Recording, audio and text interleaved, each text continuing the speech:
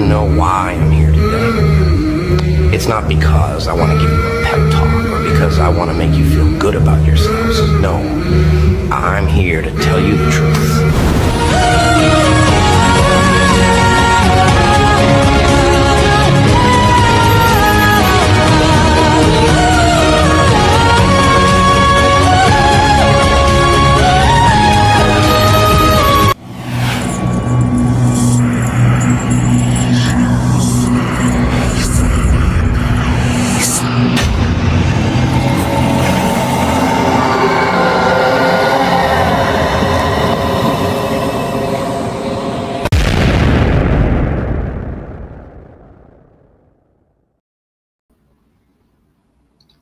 All right, welcome everybody. Do a quick sound check, make sure we have sound, but I think that we're good. Everything looks positive on my side. I've got Ali Benevento backstage.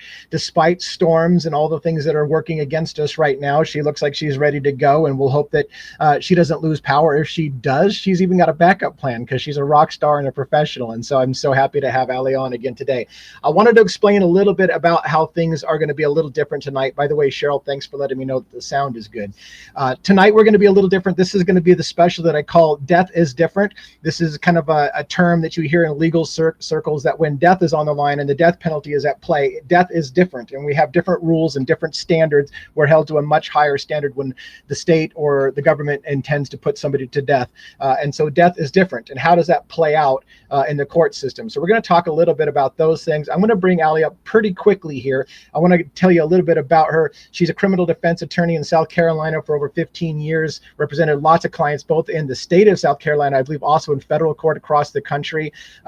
I don't think I've asked her about death penalty cases in particular and how many times that she may have been involved in a death penalty case. So we're going to get that started right off the bat. But I'm going to bring her up now, and I'm going to, with her side by side, I think I'm going to go ahead and cover some of those intro things that are going to tell you about the death penalty. I'm just going to give you some facts about the death penalty. That way, Ali can correct me or chime in on the fly as we do it. And then we'll get into questions and answers with Ali. So let me bring her up here for us all to chit chat with. Are you there? Can you hear us? I'm here. Hi. Hey, how you doing? Well, how are you? Good. So the storms are holding at the moment, but you may lose power at any time, right? At the moment. I think I've got a backup plan, so forgive Okay. my casual look and my janky setup, but I'm here. So, I gave a little bit of an introduction to you at the first about the fact that you practice in South Carolina and in federal cases. How about those death cases? How many death cases have you been involved with, or have you been involved with? What's your experience in the death penalty area? Sure. So I have a death penalty case right now that I'm working on that is relatively new within the last year. I practice in I say relatively because this is South Carolina, it's a pretty red state, but I practice in a relatively liberal jurisdiction normally. Like my home base is more of a blue spot in a red state. And so we just don't get a lot of noticing of death cases. And in South Carolina for the last probably 12 to 15 years, we just really have not had a lot of death penalty cases. There's obviously a resurgence like there is all over the country. So I expect, unfortunately, that we will see more of that, but I'm actively working on one right now here in South Carolina. So, about the resurgence, is this resurgence you're saying, because of the current administration and there's a resurgence? Because, I guess getting ahead of myself before I even get into death penalty issues, a president doesn't really get to decide whether or not we have the death penalty or not. And the president can't decide on his own, those kind of things. But obviously there's some influence a president has. So is the resurgence in death penalty cases because Trump's in office and they want to go gung ho on this? What's your take on that? I do think that's part of it. And I also think that, the reason we're seeing what we're seeing in Luigi Mangione's case, for example, and Trump's DOJ kind of latching onto this and using him as the poster child for this like new wave of the way we handle crime, is because there is an appetite for it. And I think that he tapped into that and has recognized that and is now kind of taking advantage of the fact that there is, for whatever reason, I'm sure we could do a segment on that alone. There is an appetite for harsher penalties for crimes, including the death penalty. There are a lot of people out there that are very supportive of the death penalty, think that we should have never eradicated it anywhere for any reason. And so I think he really kind of honed in on that, tapped into that. And now you're seeing kind of the domino effect of, you've got this support from Trump's DOJ and from the administration, and now states, even states that weren't, the usual suspects like Texas and Alabama and Mississippi, you're seeing other states follow suit. And so I think that's a big part of it. So that's one of the, before I get in again to the kind of statistics I was going to give, I want to talk about whether or not the death penalty you think is a deterrent for crime. Is it ethical? Is it humane? Is there a racial bias? Is there a discrimination against certain races in the death penalty disproportionately? How do high profile cases influence the death penalty? Like, does it make it more likely if we put somebody that's a high profile case to death versus not? So I want to talk about all those things. And again, towards the end, I really want to kind of tie it in very specifically to Luigi Mangione and Bryan Kohberger, who's facing death sentence. And I know, I don't have never talked about it, but I'm also starting to follow Rex Heuermann in New York and the Gilgo Beach murders. He's not on trial for the death sentence because I believe there's not the death sentence in the state and only the state's trying it. But it begs the question, if anybody, let's say he was guilty, if anybody is deserving of the death penalty, is that the kind of person? Let's talk about the differences, for example, at the end about putting to death, for example, a Luigi Mangione versus maybe a serial killer kind of thing, and those differences. Now that may be getting a little bit into the gray area, but I want to talk about some of the statistics real quick. From what I understand, about 27 states, so about over half the states have abolished the death penalty or have a moratorium against it. So it seems like it's actually in the favor of being more states against the death penalty than there are for. But of course, the federal government doesn't play by the state rules, and so the federal government can put the death penalty everywhere. Do you have any feelings on that in particular? Like, I know there's not a tipping point, or I don't believe there's a tipping point that if X number of states are against the death penalty, that the government's going to follow suit. But what do you feel about that? Like, there's a new sentiment, a growing wave of people who are tolerable for the death penalty, and yet more states than not are against the death penalty. Yeah, I mean, but I don't think that that's necessarily indicative of what's going to happen. I mean, look at the general public sentiment surrounding some other controversial topic like abortion or gay marriage. You still have individual states that are going to legislate against the tide of the country nationally. So I don't necessarily know that I would say that there's a correlation there. I mean, red states are going to do red state things, and blue states are generally going to do blue state things. And I think that it's unlikely that the federal government is going to, wake up one day and be like, wow, there's a lot fewer states are into this, so maybe we should rethink it. I don't see that happening, but I could be wrong. It's funny because you just brought up a shortcoming of mine. I forgot. I wanted to bring up a map that showed by state which states support it and which states don't. And you're making a red-blue kind of connection. Is that pretty much, you think, how it pans out? If you're a red state, you're for the death penalty, blue state's not against the, so it's not a hard and fast rule, but I think generally it does fall along those lines. Yeah. Right. That makes total sense. I know that when I was looking at statistics ahead of our show, lethal injection is still the primary method for executions in this country. Other methods, of course, are electrocution, gas chamber, firing squad, hanging, those kind of things. About 2,500 inmates, it looks like, are currently on death row as of 2023. Since 1976, over 1,500 executions have been carried out in the United States. 98 to 99% of all executions are males. I thought that was interesting. Only 1 to 2% are females that get executed.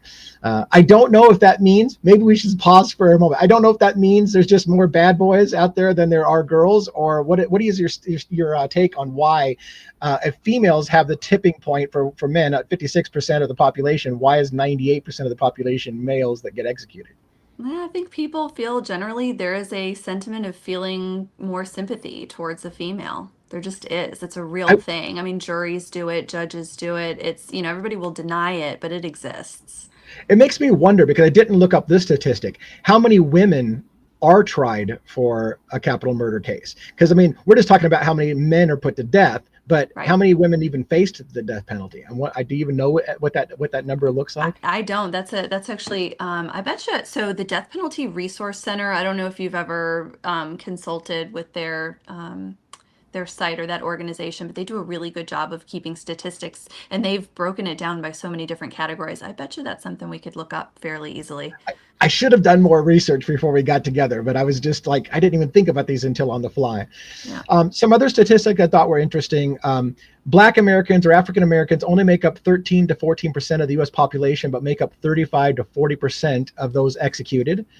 Disproportionately, whites or white Americans make up 60 to 65% of the US population, but account for only 35 to 40% of those executed. So there seems to be a racial disparity, a disproportionate disparity in that. Other nationalities seem to be about on par with their population, Hispanics, for example. But in whites, it seems like even though whites are heavier in the population, we execute less of them. Blacks are lesser in the population, we execute more of them. Mm-hmm. Do you think there's a racial element to the execution, or is that, I mean, I do, but I think that a lot of that stems from just generally there is a racial component to our levels of incarceration when it comes to comparing that to population data as well. I mean, right, we incarcerate people of color at a far greater rate than we do Caucasians, just generally. And so the whole death analysis is going to naturally flow from those already existing statistics, right?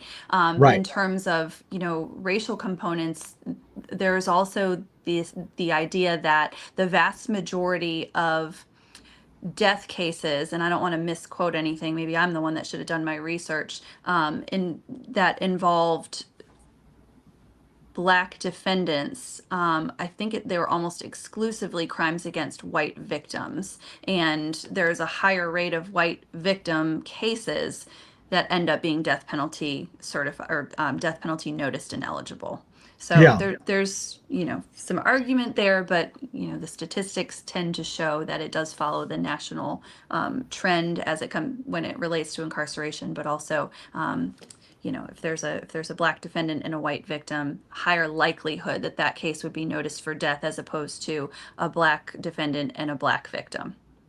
Well, and it's funny because you mentioned something, and I don't know if everybody caught it, but it is a little nuanced in, like you said, the entire prison population is disproportionately a people of color, and so therefore, just following that trend, the number of executions would also stay that way as well, just because the number of people who are going on death row are disproportionately of certain race, right? So it doesn't necessarily mean that they're going after people of color in particularly more for the death penalty. It's just that there's more of them in the system disproportionately, right? So yes, good point. Because they actually get sentenced to prison rather than probation at higher rates. Communities that are predominantly people of color actually get policed more aggressively than other communities. I mean, you can actually follow that all the way down the line back to the neighborhood where it all started. Right. That's pretty well documented. So yeah, everything kind of just flows from that original problem of, the rate of commission of crime is actually pretty equal among the races, but arrests, prosecutions, and then ultimately incarceration significantly higher for people of color. So some other statistics, I'm almost done with statistics, and then we can get into a little bit more of the questions kind of part. But the Innocence Project reports that about 4% of death row inmates have been exonerated through DNA evidence. I thought that was an interesting statistic. It seems like a relatively small number, but still, that's a too many. That's too many. That's too many people who were about to be executed who maybe shouldn't have been because the DNA exonerates them. And those are just the ones with DNA, by the way. I mean, the statistics for people who claim, actual innocence that are sitting on death row are significantly higher, don't have the benefit of a DNA confirmation. And as my understanding, that the death penalty, it actually costs more on average to put somebody to death than it does to incarcerate them. At least that's some of the arguments have been made. So I saw that you kind of like, I'm not sure about that, but so let me, go ahead and riff on that and tell me why you kind of. That's a point of generally, yes, that does tend to be true. It's not like this huge disparity, but it does tend to be true because everybody makes the argument, I don't want to pay, I don't want my tax dollars paying to house somebody and give them three hots in a cot is what we call it, 3 hot meals in a bed for the rest of their lives, when we can just kill them. Well, it does generally cost more just because of the length of time, the appeals, the process, the drugs, everything, to put somebody to death. Although I have read some people that kind of dispute that in certain places, that may not be entirely accurate, but generally speaking, yes. So yeah, so it sounds like it's not super like I've always heard the argument that it costs more to put somebody to death than it is to give them life in prison. So why do we favor the death? But if it's kind of a 50-50 thing, then maybe that's not so much. But how do you feel? I mean, do you feel, well, I'm trying to figure out where to start with the questions. From a legal and ethical standpoint, what would you say the arguments are against the death penalty? Because I know you're against the death penalty, right? So yeah, I mean, full disclosure, I am opposed to the death penalty, not just because of what I do, but it's just something I feel very strongly about. You have different arguments people make. Some people have a religious argument, for example. If you are a devout Catholic, I'm going to pick on the Catholics for a second. You are absolutely unequivocally pro-life, right? And so that would, potentially extend. Some people carry that all the way out to, I believe it when it comes to a fetus. I believe it when it comes to a person in death penalty. You have people who just don't believe that the government should have that much power to be able to actually take somebody's life. That's an argument. And you have some people that just that believe that because the rate of potential error, right, 4 people out of 100 is too many. It's 4 people too many, that we shouldn't always err on the side of life. Those are generally the big ones. You would have a religious reason, an ethical reason, and then the people that talk about the fallibility of the process. Those are the big ones. And I'm sure there are other people that have, reasons as well, but those are the 3 main categories. So do you think that there's any concrete evidence at all that the death penalty effectively deters crime? That people, I mean, what is the purpose of the death penalty in the end? If it's not to deter crime or whatever, what is the purpose of it? Well, I mean, so the purposes of punishment generally, right? You've got deterrence is only one of several factors. But when you talk about deterrence, you've got general deterrence and specific deterrence. Obviously, the death penalty is the ultimate form of specific deterrence because that person that you're killing can no longer commit any more crimes. So you have now specifically deterred that person's conduct. But in terms of general deterrence, does someone else look and say, wow, gosh, I better think twice before I commit a murder because I might get the death penalty like my neighbor Joe Schmo?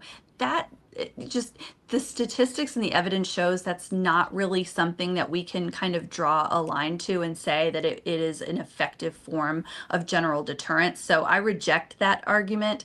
I think some people would argue that point, but again, it's a great specific deterrent. Actually, there's no better specific deterrent. There's no better way to make sure somebody doesn't commit any more crimes than to stop their heart from beating. But I do not believe that it has any meaningful impact as a general deterrent. I don't. Just like I don't believe that prison necessarily has a deterrent effect. Yeah, and I think, and I'll put up a comment or two that people are giving here so we can focus on it here in a second. But I think, kind of like you said, I don't think anybody who's about to commit a crime says, oh, wait a minute, if I do this, I might get the death penalty. Like that's never running through the mind. On the other hand, I have seen several people like the BTK killer, for example, who made an exchange for don't put me to death. I'll tell my story and I'll tell everything if you don't put me to death. I've seen several people that do plea deals of if you take the death penalty off, I'll give you something. So obviously it's in their mind when they're on trial that they don't want to die, despite what horrendous crime they may have committed themselves. They still don't want to die, kind of thing. But they've already committed the crime, right? Right. And that whole argument, to me, my biggest problem with it is it ignores the fact that the vast majority of death penalty eligible offenses are not committed after deep thought and consideration. A lot of them are committed out of emotions of passion like anger or rage or guilt or greed. And somebody is found guilty. People aren't, it's not a calculated decision typically.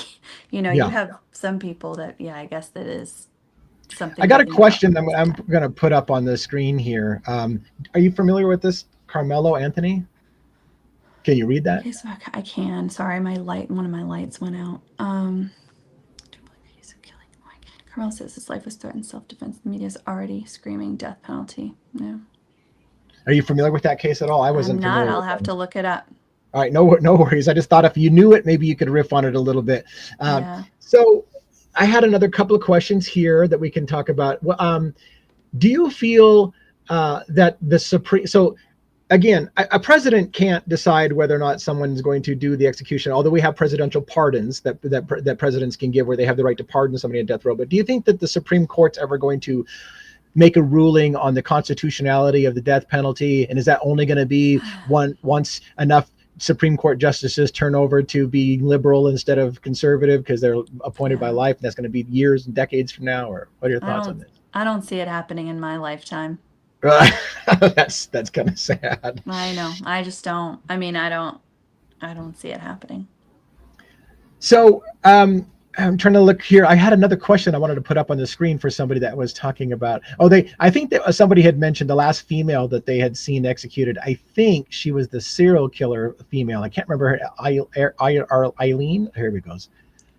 Eileen Wuornos. Eileen Wuornos. Was she the one that was? I think she might have been picking people up and killing males or something like that. That she was. Was she the? Was it the nurse? That no. Real okay. Crazy. I thought she was I thought she was like a adult sex worker kind of thing that was picking up Johns and then killing the Johns, almost like a reverse thing of your typical serial killer, right? Yeah. But anyways, if that's the one I'm thinking of, but anyways, I digress. I wanted to talk a little bit about again the cases that I'm following, the Luigi Mangione and Bryan Kohberger. One of the things that I wanted to get your take on, well, two of the things is the mitigation process. They talk about, I hear a lot about how you have to go through mitigating circumstances before you get to the death penalty part. And it sounds like Avi Moskowitz in Luigi's case has already started in the mitigation process kind of thing. And then it brought up the question, somebody said, you're supposed to have already discussed the mitigating circumstances before you decide to try somebody for the capital punishment, or is it done afterwards? Like, can we click, like, do they first declare we're going to execute somebody, or we intend to execute somebody, and then we look into the mitigating circumstances? Does that typically only happen? I'm going to finish my sentence, I swear. Does that typically only happen when we get to the point that they've been found guilty and then they get into mitigation? Or explain the mitigation process, how that works. Sure. So to answer your question, once the case is noticed for death, meaning the prosecutor will put the defense on notice that it is their intent to seek the death penalty, which of course has already been done in Luigi Mangione's case, the defense will begin that very extensive mitigation process. So in any criminal case, we engage in mitigation efforts at least most lawyers do. I do from day one. I start working on mitigation. But this is totally different, right? Let's go with our theme. Death is different. Death makes everything different. And so the mitigation process itself is light years ahead of what it would be in any other run-of-the-mill case. And by that I mean, when you have a death penalty case, you are basically assembling like a whole staff, like a sub team. Essentially, you'll have the lawyers, but then you'll have, there are people who their job is actually to be a mitigation specialist. I'm friends with a couple people, that's all they do. They are mitigation specialists that work on death penalty cases. And that person will kind of pick a team of usually like a forensic psychiatrist or a therapist, or sometimes social workers or other professionals to kind of start this very extensive investigation. I mean, when I say that you start from, talk to me about where your grandparents came from, all the way to, who was your kindergarten teacher? When did you lose your first tooth? What was your first job? It's your whole life and then some, because you're actually going back generations.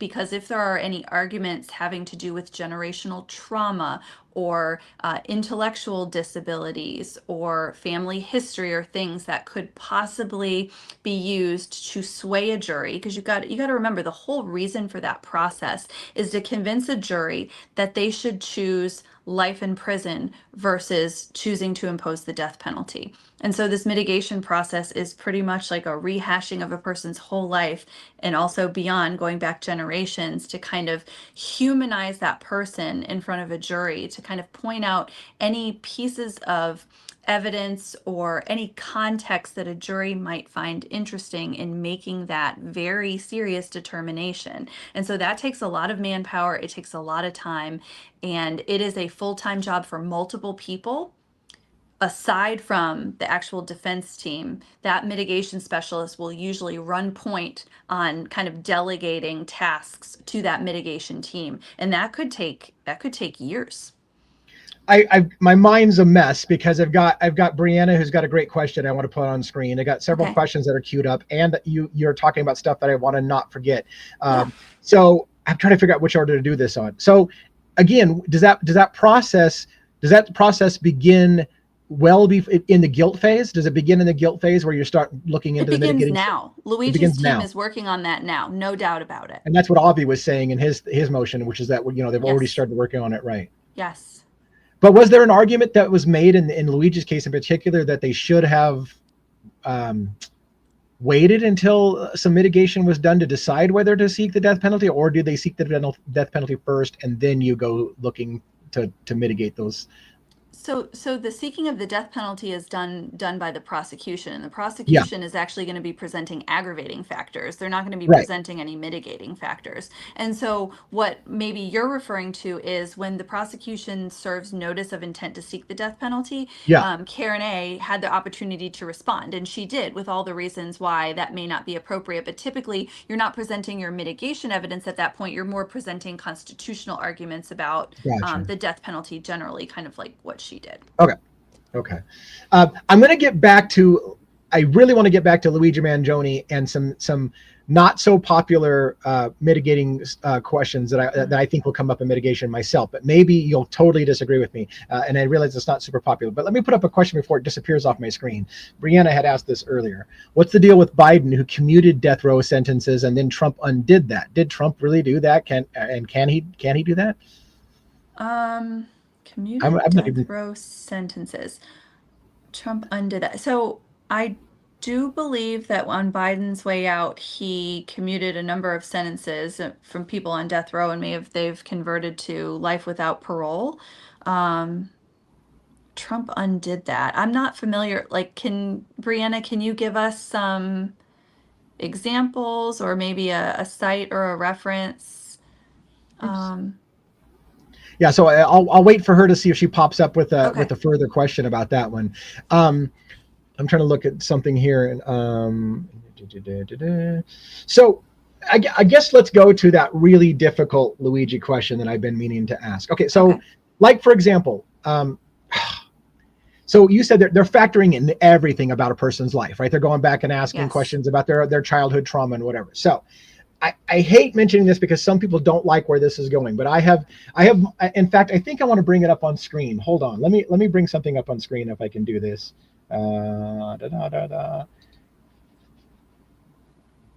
Oh, tell me I can't. Hold on. Well, hold on. I might have it.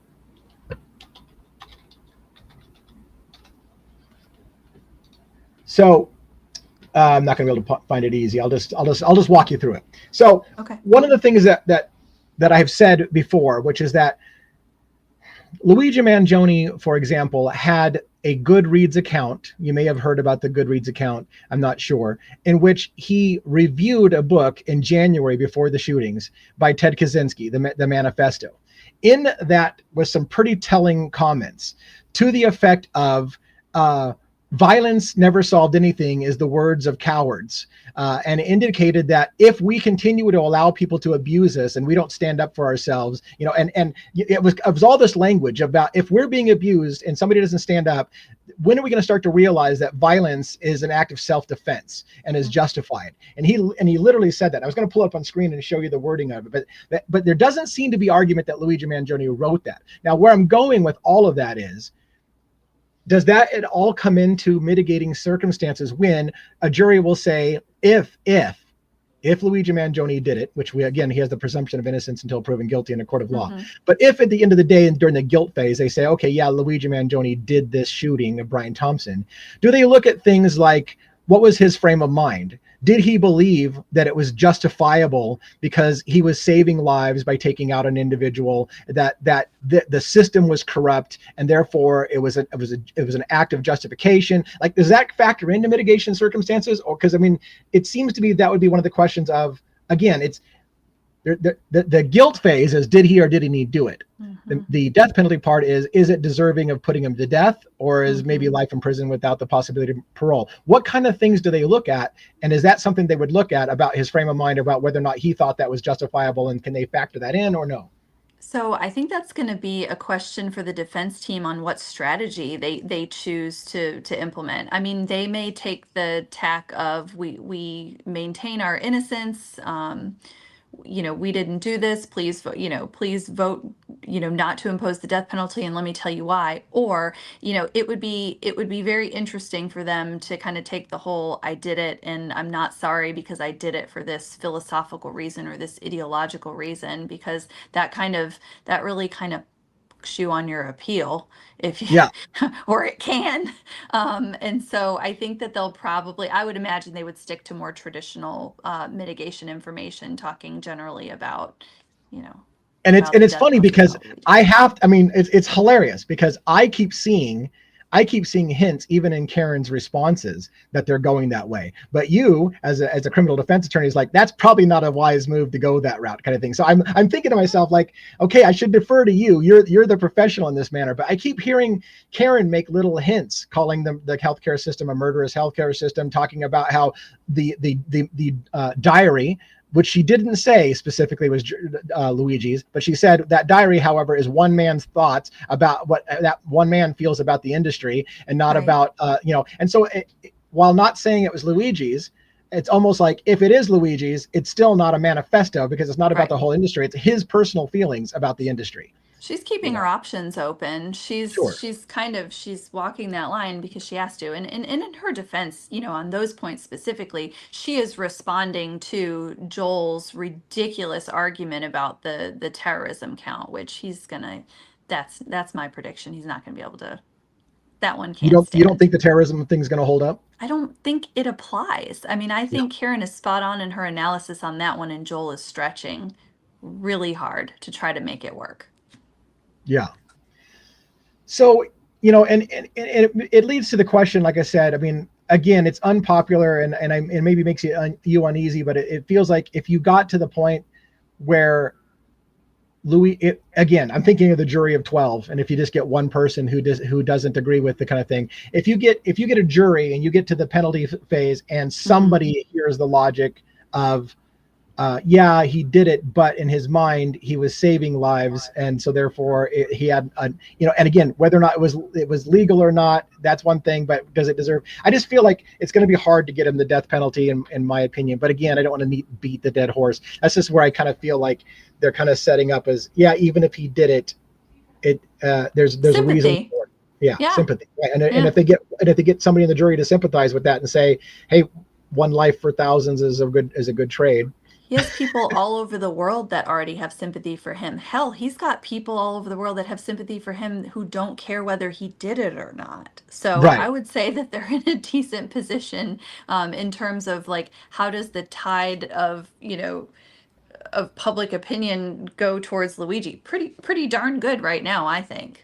It's difficult for me because as a true crime kind of guy, and stuff, I have to ride this fine line, because if I even if I talk about, is there a possible justifiable homicide motive? Is this something that could be seen in some twisted logic? Again, let me do the caveat I always do. I am not condoning violence. I don't believe in vigilante justice, but can we at least say, I understand why somebody might come to the conclusion that legislation has never worked, that protests never work, the system has failed us, and nothing seems to fix it. So maybe trying something we haven't tried before is the only way to fix the system. And can somebody not see on a jury, and one person go, I may not agree with this tactics, but I understand the logic.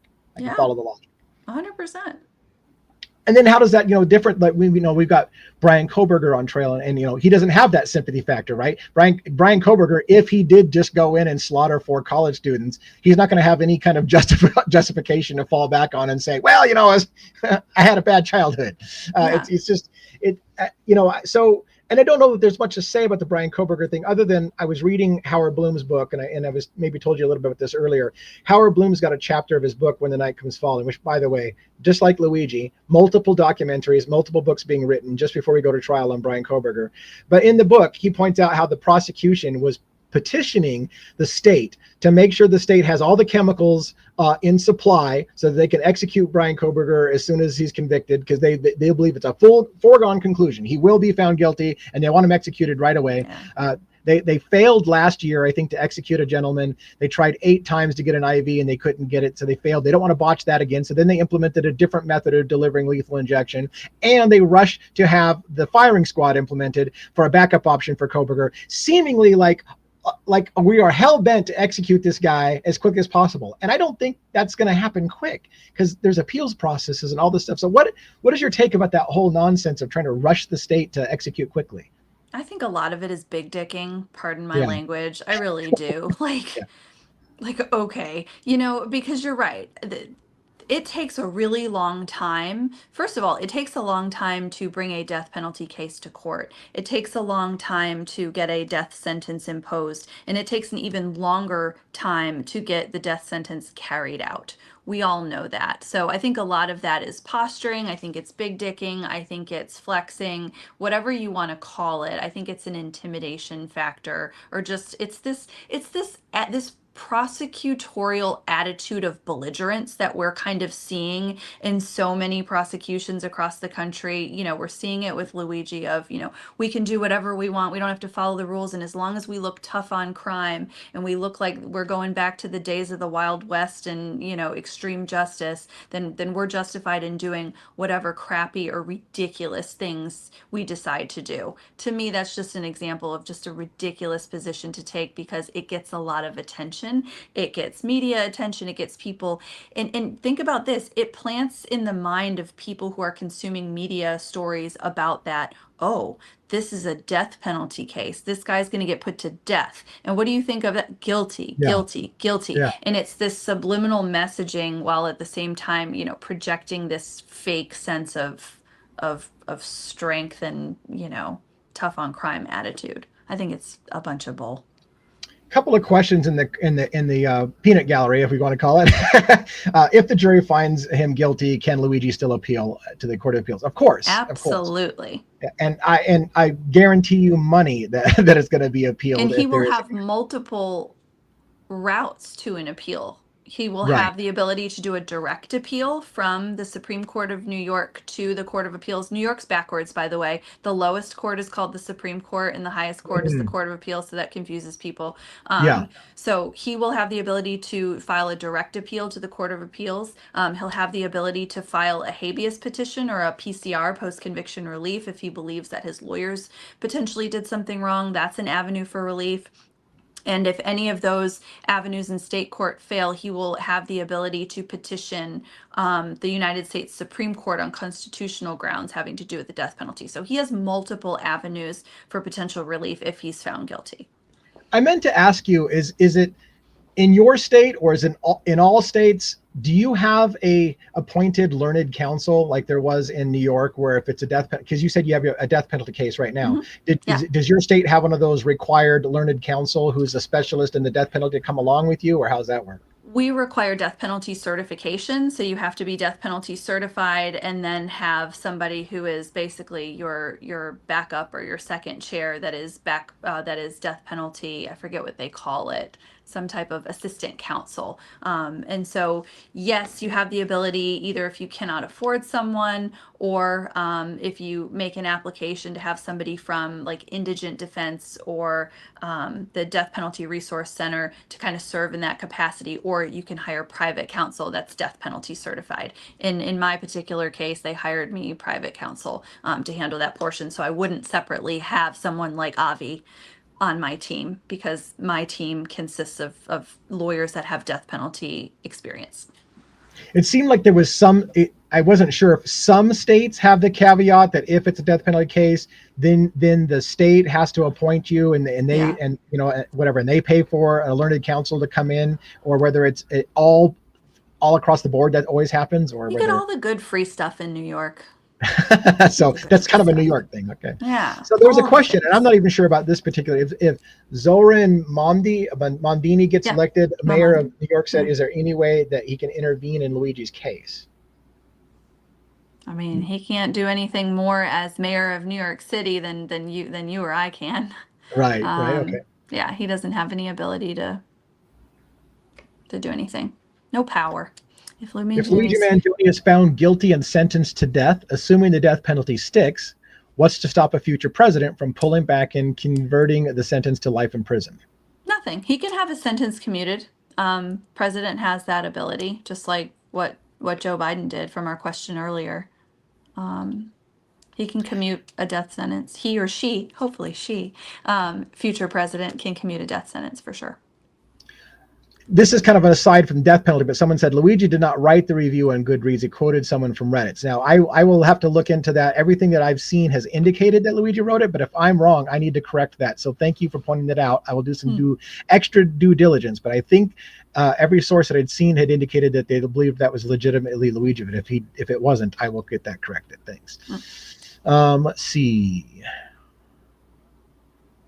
I'm just kind of searching through if there's anything before I move on to a different point from our comments here.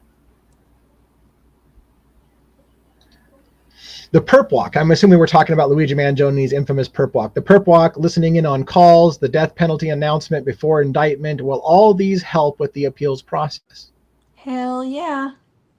That's why Karen's making such a big deal of all their nonsense.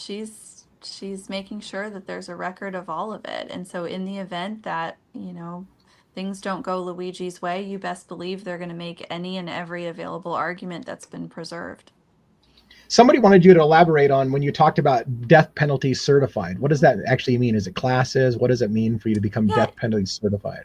So it's going to vary state by state. I can say in my state, it has to do with how many cases that you've tried, how many years you've been in practice. And yes, there is an education component to it as well for the certification. This is maybe getting a little redundant with the things, but can a president do a full pardon? Yes, yeah. I believe, right? Could. Yep.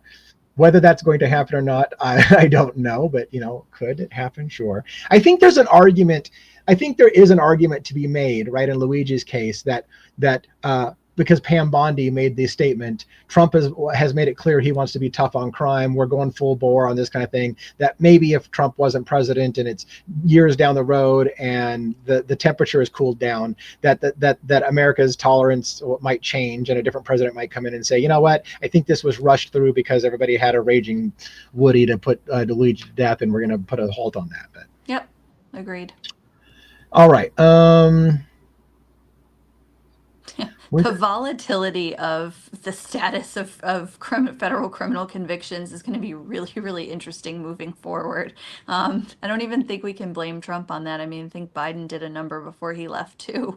And it's just kind of to the point now where it depends who's in office as to what's gonna stick and what predictability, if any, we have in allowing jury verdicts to stand or pleas or convictions to remain intact. It should be really interesting. Sorry, rabbit trail.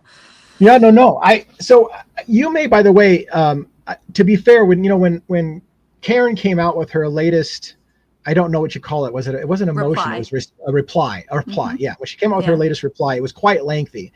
And I did an hour and a half covering like 4 points. And I kind of said at the time, hey, Allie, I'm going to hold off on the Avi Moskowitz part. I read through it a little bit, but do you want to go into a little bit more detail about Avi's response and what it was? Because I talked so much about all the other points that I held that one for you. Do you want to have some thoughts about his reply? Sure. So, I mean, actually, I think his response was longer than her letter, her motion was, and it kind of made me giggle because the whole purpose of him attaching his affidavit was actually just to bolster some of her arguments, and he kind of like took it and ran with it, which, lawyers tend to do. They tend to talk too much, but I thought he did a really good job of laying out for the court. I mean, I don't know that this judge has ever presided over a death case before. I don't know, but I just thought he did a good job of kind of educating the reader, no matter who that is, about how engaged of a process and lengthy of a process this is.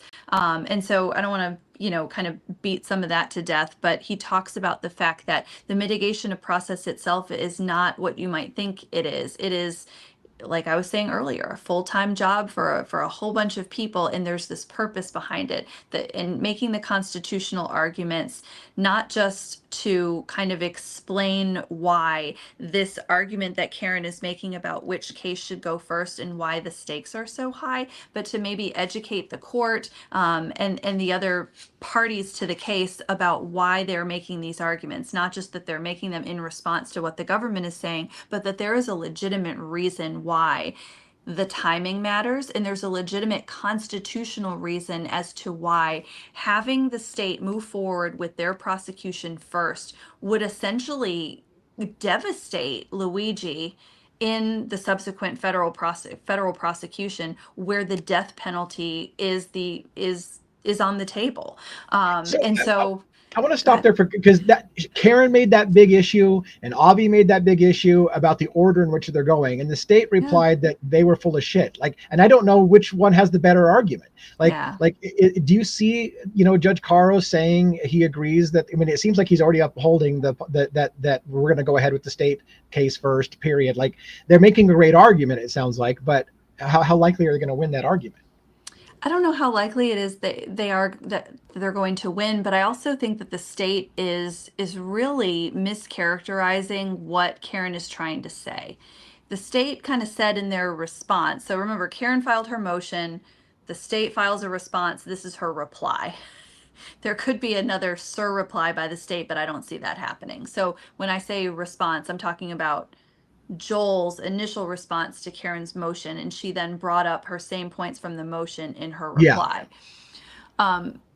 They were trying to make it seem as though Karen's argument was, we want for Luigi to be able to testify differently in the state case than in the federal case, and that's why we can't have the order be swapped. That's not what she was saying, because essentially it would be, as Joel said, they were planning on committing perjury. That was not her argument. What she was trying to say is, let's say he decided to put some type of psychological defense up in the state case, and he decided to testify, but for other reasons, because they have different elements in the federal case, he decided he did not want to testify in the federal case.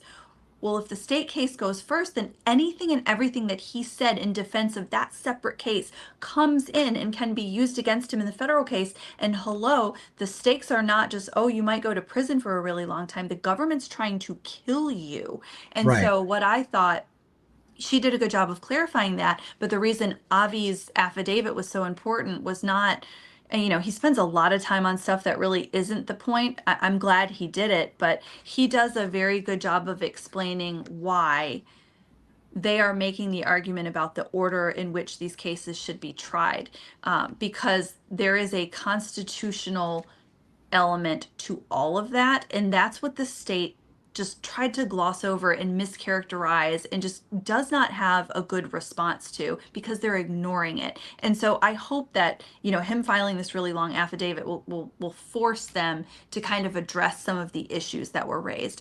I almost kind of wish that some of the meat of what Avi put in that affidavit that Karen would have actually put in the actual reply instead of an attachment. But at any rate, the argument is there, and I do hope that when there's a hearing on all of these motions and the responses, that they'll get some face time in front of the judge to make some of these arguments, to kind of force Joel to respond specifically to what they're saying. I hope.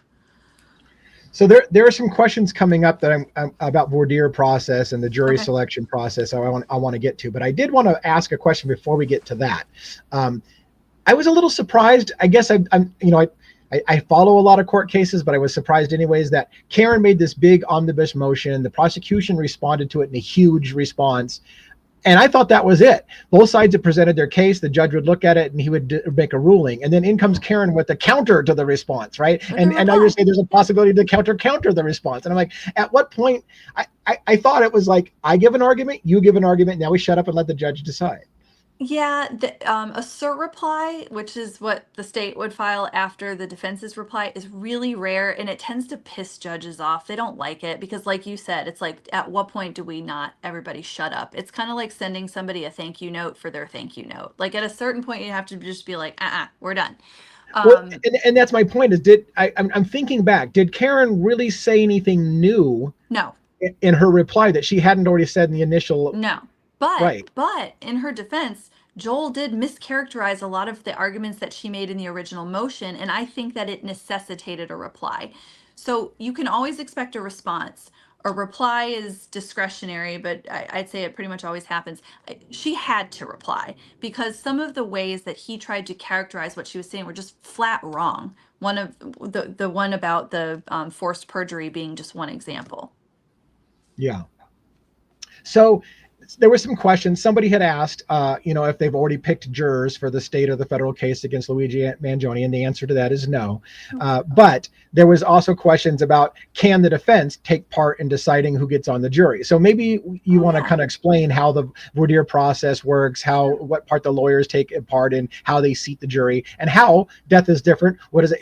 Not that the state case is the death penalty case, but Yeah. how that would make a difference. Maybe riff on that a Sure. little bit, please. Sure, yeah, the lawyers absolutely participate. So federal court is different than state court. And in state court, it's usually, it varies from state to state, but in federal court, they do juror questionnaires. So you'll get like a whole packet in the mail if you're going to be summoned as a potential juror, and it'll ask you all sorts of crazy questions from like, what do you do for a living? What does your spouse do for a living? To have you ever donated money to any charities, and what are they? Do you have any bumper stickers on your car? Do you have any tattoos? Because they're trying to find out things about you, right? In state court, those questionnaires are not necessarily standard. I think in some states they are.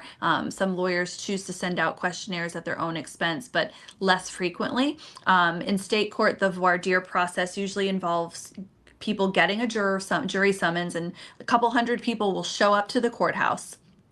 The lawyers will be present and they will conduct questioning. In certain states, that questioning is conducted by the lawyers themselves.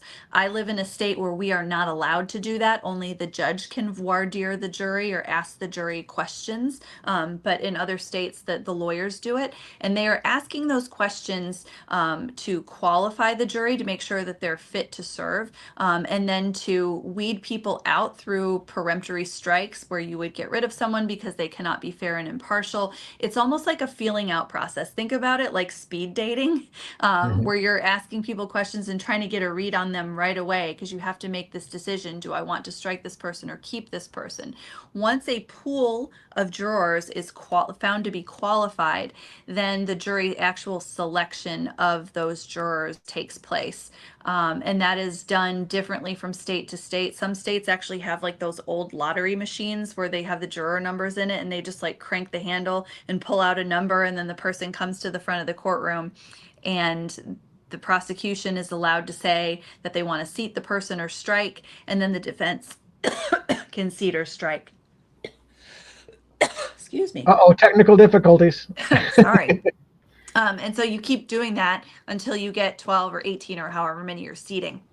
A little bit different in federal court, obviously different in death penalty cases, because there's a separate qualification process to ensure that you have a kosher, it's not the right term, but a death penalty jury. You can't have anybody on the jury that is like, I would not be able to be on a death penalty jury, because I would stand up and say I am ethically, morally, and unequivocally opposed to the death penalty. So there's a bit of a separate process. So somebody had asked the question, well, I'm going to put it up on the screen. Crazy that 12 random people are going to decide his whole life. Yeah. I would say this, though. Is that not better than one judge deciding everything for people? I 100%. mean, the idea, right, is a jury of your peers. So you at Yep. least have a shot of having people who are everyday citizens and don't have a stake in the game to take a look at the facts against you. I mean, in a way, it sounds weird. 12 random people get to choose your life, but it's better than the alternative. Yep. I think. Absolutely. I mean, we do that too. We have bench trials. You can choose to waive your right to have a jury decide, but it's a lot easier to find one person out of 12 that's going to help you than to put all your eggs in the basket of just the judge. I have a question. I feel like I'm pretty knowledgeable about law, and yet Yeah. this question confused me. So I'm gonna let you read it and see if you can parse this for us. In jurisprudence, the defendant was found guilty. The defendant appealed or used all of these, and their DP were removed. What do you mean? Death? You mean death penalty? Meaning that they appealed a death sentence? Like, I think this person is asking, correct me, hopefully they can hear us and correct me if I'm wrong. Are you asking if there's any precedent, meaning if there's been a case before where somebody got sentenced to death, appealed, won their appeal, and then death was taken off the table? Is that what you're asking? Yeah, that's the problem I had too. When I was reading it, I was like, am I just not reading? I'm not sure if I understand the question enough. And I thought, well, maybe Yeah. there's some big words in there that are above my head. And I'm not understanding it exactly. But I think that's maybe they'll respond and tell yeah, us if that's what they're asking. yeah. And so this was the follow up. No worries. Trying to think if I know of any specific examples. So just in the abstract, that can happen, yes. But if you're asking for a specific example in history or a case where it has happened, I can't call one off the top of my head, but I can find out. So you've indicated, and I don't mean to put you on the spot, but you've indicated, you're strongly against the death penalty kind of thing. Is there ever a monster that you feel is deserving? Can you unequivocally say there's nothing anybody can do that is deserving of the death penalty, even if they were a serial killer and killed 37 people over the course of 30 years or some shit like that? Is there ever somebody that you think is deserving of it, or are you just unequivocally against killing anybody? I love this question. I love this question. Because my opposition to the death penalty does not have to do with the heinousness of the crime or the character of the person who committed the crime. Because if it wasn't a heinous crime committed by a person who society would find to be despicable, it wouldn't have been death penalty eligible in the first place. To me, the death penalty is not a statement about the crime or the person. It's a statement about us as a society. Who are we? Are we going to meet violence with violence, or are we going to be civilized? And are we going to temper justice with mercy? Are we going to choose life over death? It says something about us as a society.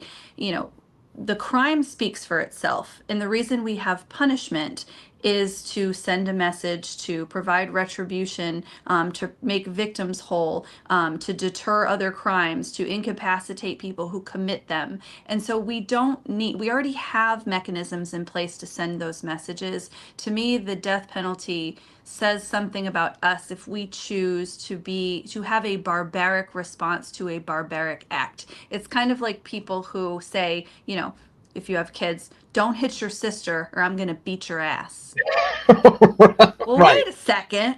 You Right. just told me I can't hit my sister, but you're going to hit me. So, and I mean, I'm intentionally being, I'm Yeah. being facetious, but that is part of my opposition, is that I think the death penalty speaks to us as a society and not the crime or the person. That will take care of itself, but we have a responsibility as a civilized society to behave in a civilized manner, and I just can't, in my own mind, and again, it's my opinion, I cannot justify the whole violence for violence. It doesn't Yeah. make sense to me. So, we titled the show, but we haven't really hit it very well yet. Death is different. Explain. Was that a statement that was kind of like coined from a Supreme Court decision? Where did that phrase? Because a lot of people use it in the legal circles. Death is different, and they cite how this is essentially what I think the Supreme Court said or whatever. But can you explain what it means in the legal terms that death is different and what that means in your world? It's a totally different, I don't even want to say it's a different ball game. It's a totally different stratosphere. The stakes could not possibly be any higher. You are talking about a fallible system run by fallible humans that has the ability to make the ultimate decision about whether someone deserves to exist. And so the constitutional implications that are involved in something like that, just everything is heightened.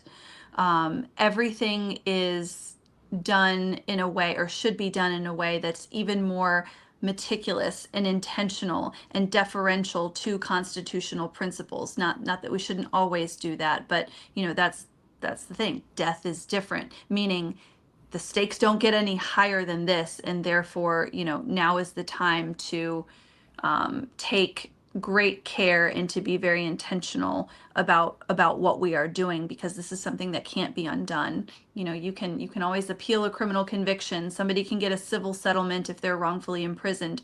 If you kill somebody and you find out you were wrong, there's absolutely nothing we can do to fix that. That's So why you have so many additional processes in place and safeguards in place when it comes to death penalty cases. And in Bryan Kohberger's case, that was kind of the argument that was made when they were saying, look, when you decided to execute Bryan Kohberger, death is different. It requires us to review his entire life, kind of thing. And even Hitler kind of responded with this. Judge Hitler responded the response of, you don't have to view the guy's entire life, but you almost kind of said the same kind of thing. Like, you're looking at everything from their past as part of the consideration for the death penalty. But it does. I guess one of the points that I wanted to point out too was, maybe I can't remember if we talked about it tonight, how when death is on the line, I keep doing the Sicilian thing from Princess Bride whenever I hear death is on the line. God, I can't get out of that. But anyways, when death is on the line, you can have a jury then that has to be death penalty qualified, and those juries are more likely to convict.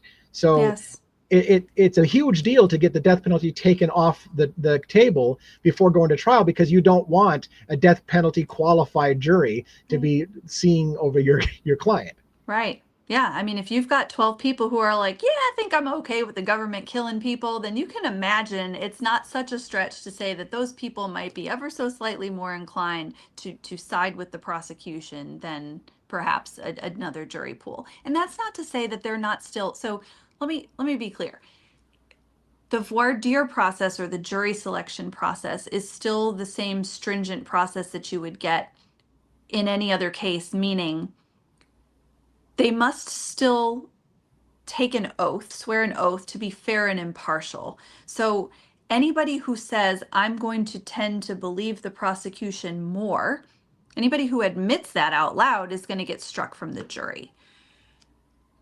People lie about that all the time, unfortunately, and there's nothing you can do about it. But when I say that, I don't mean to imply that there's somehow this advantage to the prosecution on its face. There isn't, or there shouldn't be, because those jurors still swear the same oath, and they're still subject to the same selection process that would hopefully mean that they could be fair and impartial. The idea is to find people who are open to all options, who can say, I understand the law allows for a death sentence, and I would be open-minded enough to consider it, such that I'm not swayed one way or the other to start with. Now, if somebody says likewise, yeah, I can't wait to give somebody the death penalty, that person's not sitting on the jury. I just wanted to make sure I clarified that point, that it's not the way it sounded when I initially said it. Yeah, I've had people in my comments that get my fire going when they say, Bryan Kohberger is guilty, and that guy is going to burn in hell and blah, blah, blah. And I'm like, thank God you'll never be on a jury, because you walking into the courtroom saying before he's even started his defense that he's already guilty and we should shoot him is a problem. But listen, thank God. If you want to be, like I tell people all the time, like, if you want to be scared shitless about whether you'd ever get accused of a crime and have to depend on your peers to be on your jury, go to your local news station's social media page and just check out the comments anytime anybody's arrested for something. Oh yeah. It's like, I swear there's too many people in America like, well, you wouldn't be guilty if they didn't arrest you. I mean, if you've been arrested, you're guilty. If it was somebody else, they would have arrested somebody else. And that's question number one on every single jury selection or voir dire form in every case in America is, do you believe that just because somebody's arrested or indicted that it necessarily means or tends to prove that they're guilty? You would die if you saw how many people were dumb enough to stand up and be like, yeah, I think I believe that. I mean, and I'm like, oh my God. If it was somebody else, they would have arrested somebody else. So I can get rid of them, but still, I mean, geez. Yeah. I know this is not death penalty specific, but you had a video, I think it came out today on TikTok. Awesome response from a juror when asked about the, I loved it too. I loved it. It was like, well, if this person didn't do it, then who did? And he's like, that's not my problem. And I'm like, oh my God, why can't we get jurors like that every single time? Like, That's the that new was that's the amazing. new defense attorney's prayer. That's what I told somebody the other day. I was like, it goes something like this. Like, what is it? May the road rise to meet you, may the wind be always at your back, and may you choose 12 of that guy. That guy, right? Because it was so, because in particular with Bryan Kohberger's case, that's the sentiment in America. If Bryan Kohberger didn't do it, then who did? And it's like, that's not our problem. Yeah. You have to prove Bryan Kohberger did it. It's not if you don't come up with somebody else who did, then he's the guy who goes down for it. That's not how that shit's supposed to work. And it puts piss and vinegar in me when people give Good. this attitude of, well, if he didn't do it, then who did? I'm like, I don't care. Yeah. Find him, but that's not the question. Yeah, nobody will ever get mad at the police for that. It's kind of like giving the Karen Reed case as an example. People are like, now we'll never get justice for John O'Keefe. Don't be mad at the jury for that. Don't be mad at Karen Reed. Be mad at the police who didn't properly investigate and find the right person. But people don't usually direct their anger in the right place. But Lee, I just need to go on record and say you can sit on one of my juries anytime. Oh, fantastic. I think I would I'll be pick ya. okay at it. Although here's the thing, I got a queued up question here for us, or comment, but here's the thing. I have been dying to execute my right as an American to be in a trial someday, right? And yet I've only one time in my entire life ever been called into a pool. And I think I looked too eager. I was like, man, I could do a really good job. I really could do a good job. And they're like, yeah, next. And I'm like he was too eager to be on the jury. You seem a little too excited. Right? And I was so excited. Like, I get to watch a trial from the inside. Like, yeah, that guy's too So eager. funny. He's out. Is there That's a funny. usual age group for those who get on the death penalty certified jury? No, I would say no. So most places, if you have a driver's license, that's what they use in order to summons you for jury duty. So if you're old enough to drive, you're old enough to sit on a jury. If you're over 65, you're old enough to be exempted if you choose, but you can choose to stay. So I will say that in the summer, you tend to pull more teachers and seasonal workers on your juries. But generally speaking, you're going to get everything from teenagers to old people. Right? So can they disqualify if they know the case and have watched endless YouTube about it? So they're going to ask jurors? They'll ask you, but you'd be hard pressed. Like Bryan Kohberger is a good example. Luigi Mangione is a good example. You'd be hard pressed to find anybody who hasn't heard about the case or read about it or studied it unless they've been living under a rock. And so the question is not, do you know about it, right? That's not the standard. It's not that you know nothing about it. It's, can you be fair and impartial? And so what the judge will do is ask everyone who is familiar with the case to come forward or to raise their hand. And then the judge will ask each of those people individually, in light of the fact that you have some advanced knowledge of the case, can you set that aside and can you still be fair and impartial to the defendant? And if the person says, no, I can't, they'll be excused. If they say, yes, I can still be fair and impartial, then they'll stay and they can be selected. Can you screen for general intelligence of a juror for very complex issues? I wish. This is not a joke. I got like 3 days into a trial one time, and it came out to the court that one of the jurors, and I shouldn't be laughing, one of the jurors couldn't read. And I'm like, that's one of the questions, is like, can you read or write the English language? And this person, We couldn't read it, though. And I was like, man, thankfully we had an alternate, so we just kind of like swapped in the alternate. But no, you're gonna get everything from Bubba who quit school in the 8th grade to the physicist on your jury. And the interesting part is like, what are deliberations like when you have such disparity among the 12 people in experience or intelligence? But I think that's actually one of the things that makes jury duty cool, is that the person who dropped out of middle school or high school and has been working their whole life has an important perspective on life that needs to be brought to the table in deliberations. And the guy that's got 14 years of advanced degrees, likewise. They're not the same, but I think they all have something to bring to the table. But no, there's not. The standard is, are you a citizen of the county in which you've been summoned? Can you read, write, and speak and understand the English language? That's it. And do you have a heartbeat? That's it. So I want to ask the audience to queue up a few questions before, because we're only going to be here for probably about 20 minutes max left, maybe, because we got to get Allie to bed before.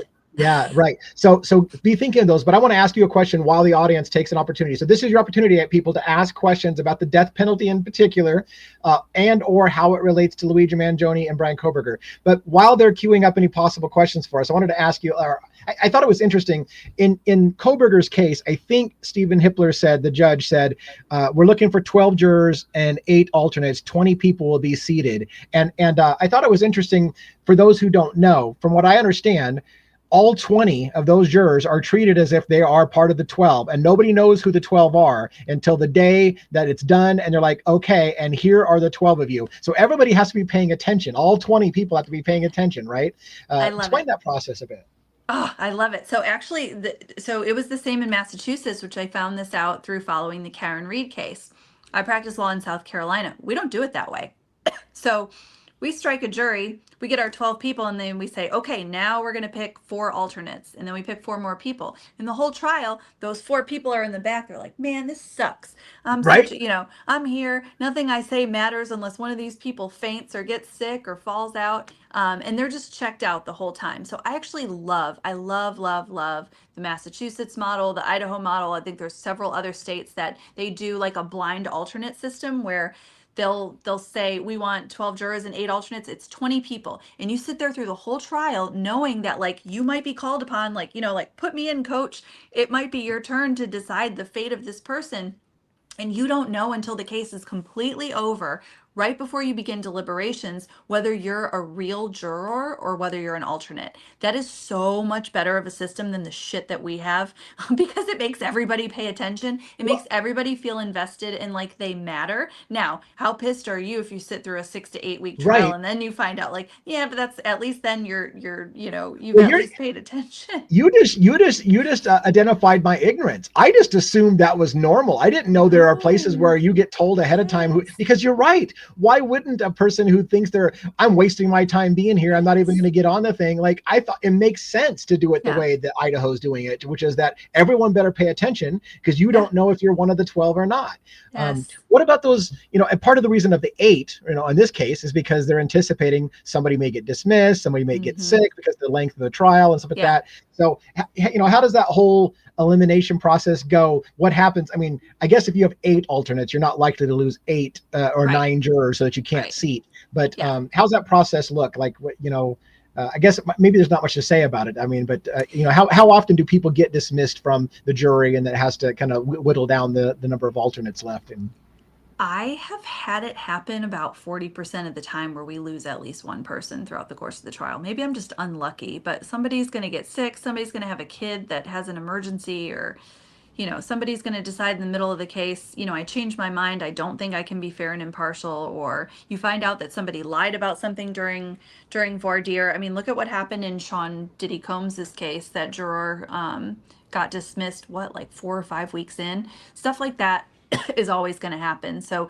normally the judge will pick, the more serious the trial, the longer the trial is anticipated to go, the more alternates that you'll end up selecting, just to be safe. Because if you lose more jurors than you have alternates to fill, it's a mistrial, and then you got to start all over.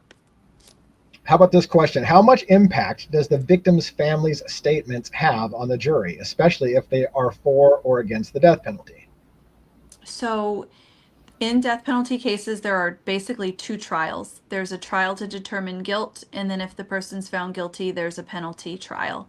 A penalty is called a penalty phase, but it's essentially a whole nother trial to determine whether that person should receive the death penalty or not. So the jury does not hear about potential penalties or things like that during the guilt phase. They may hear from the victim's family in terms of facts or impact during that phase, but they will not be specifically discussing the death penalty. When they get to the penalty phase, they will have the opportunity to speak their minds.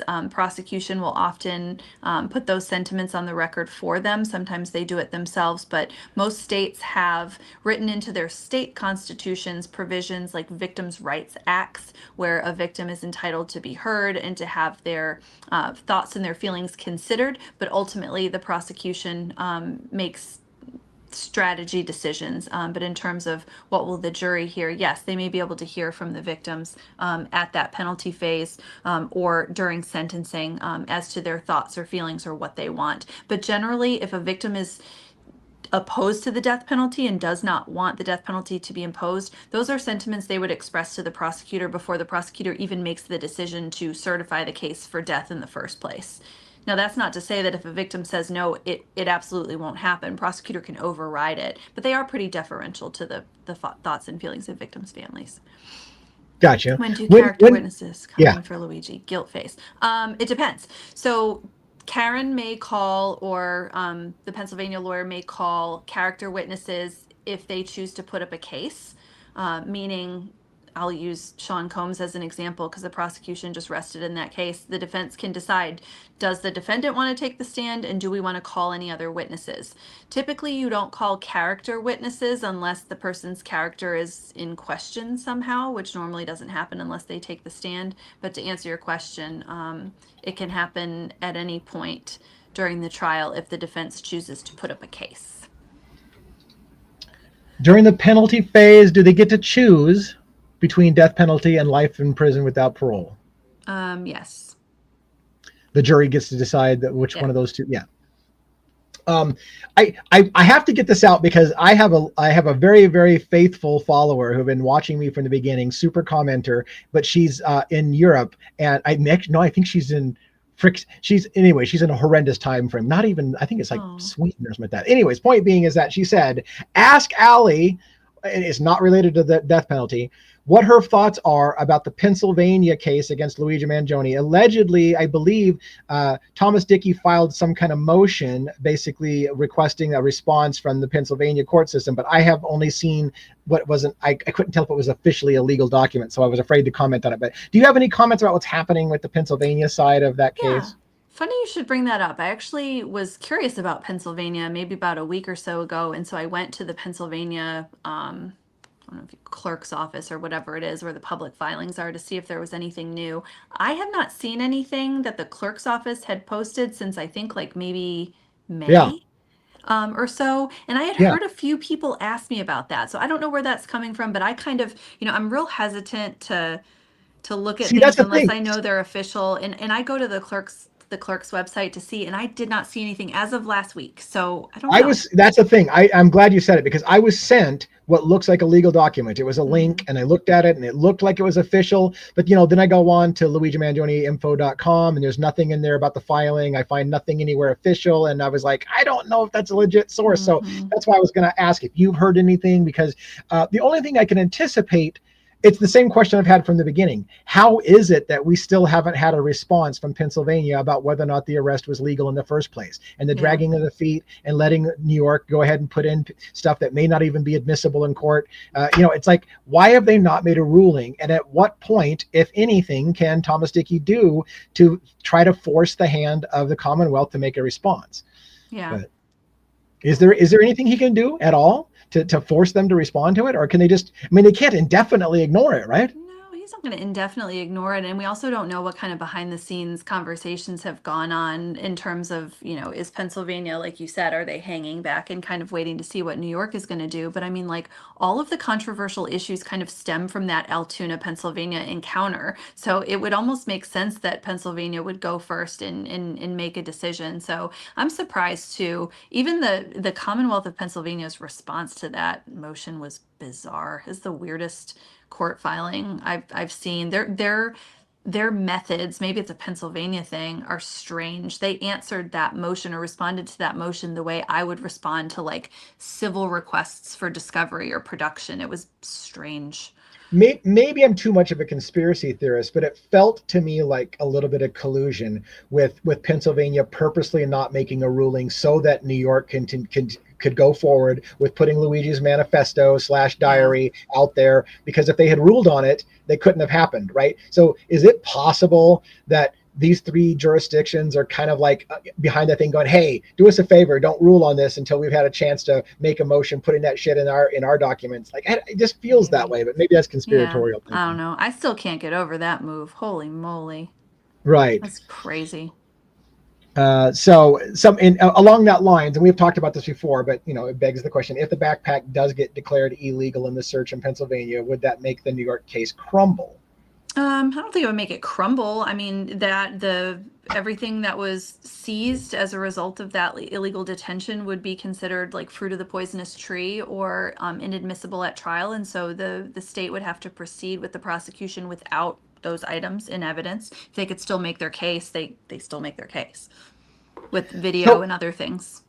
So I want to let you go in 10 minutes or less. So I feel like a lot of times I have a really bad habit of dominating the conversation and whatever. Is there anything that you can think of that you had a passion wishing that we could get out and talk about tonight that I just didn't give room for or air for, that you maybe want to make a point on the way out that I didn't softball you something to talk about? No, I don't think so. I think we hit it. Nothing I can think of unless anybody's got a question about something that I said, but I am passionately anti-death penalty, but I answered the question about why earlier. That was a big one. Yeah. Well, while we're wrapping up, I want to say thank you again, Allie, for coming on the show. Yeah. I can't believe the privilege and honor it is to have somebody of your caliber come in here and be able to talk to a little old guy like me, a YouTuber with a super small channel, and dedicate your time like this. So I appreciate you so much. And I know the audience appreciates you too. The channel does seem to be growing, so maybe the fruits of your labor will pay off and you'll be seen by a lot more people as the channel grows.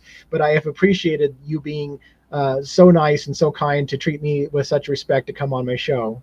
Oh, well, likewise. I've had such a good time every time, and I appreciate everybody asks awesome questions, and I love the law. I love talking about the law, and I love to see how plugged in and interested everybody is in these cases. I think it's really cool. I love what you're doing, and I appreciate you very much. And keep in mind, I've talked to Allie a little bit about this, guys, and I don't know how realistic it is for her, especially if she's got a death penalty case going and she's got her hands full on that kind of thing. But during Kohberger's trial, I feel like it's very, very possible that I'm going to be in the courtroom very often. I'm going down to Boise. I've rented a room. I can rent a room the entire 3 months of the trial. I'm going to get in every day that I possibly can. I'm going to cover that case from my perspective and give you my eyeballs on it, including how I feel, whether the jury's checked out or not, and the things that you can't see necessarily on the live stream because you're never going to see the jury. But if I'm sitting in the courtroom, can see the jury. Now, I've talked to Allie and I said, hey, is it possible you and I can get together once a week to kind of cover my insights from what I'm seeing in the courtroom?